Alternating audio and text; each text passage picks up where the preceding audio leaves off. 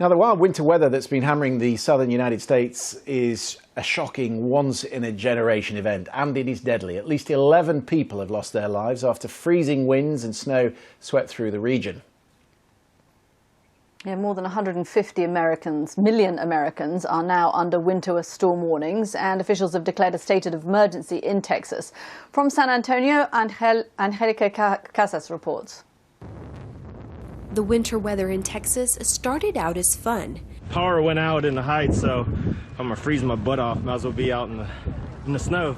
But this dreamy scene soon turned into a nightmare, with temperatures dropping to 0 Fahrenheit across the state.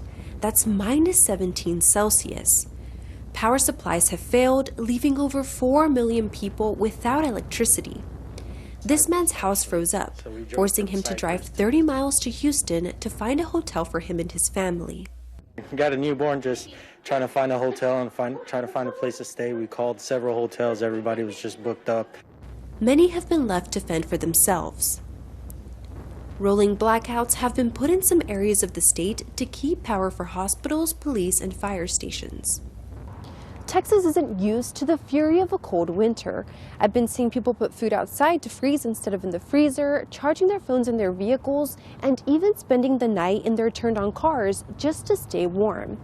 But the state is the biggest energy producer, so many families are telling me that they're upset that Texas didn't prepare in advance for the freezing temperatures that we're seeing now. Local officials say they're doing their best to get back on track, especially during this pandemic. The Harris County Public Health Department building lost power. At that location, we had 8,430 Moderna vaccines. So we got to work under the mission to avoid losing those vaccines with the loss of power. There have been hundreds of road crashes in Texas and in other states too. The National Weather Service says this abnormal weather is down to a cold outbreak that's come through from the Arctic. It says nearly 73% of the United States is covered in snow right now, and the cold snap will stay for another week. Angelica Casas, BBC News, San Antonio. It is frigid. They are not used to it down there, not prepared.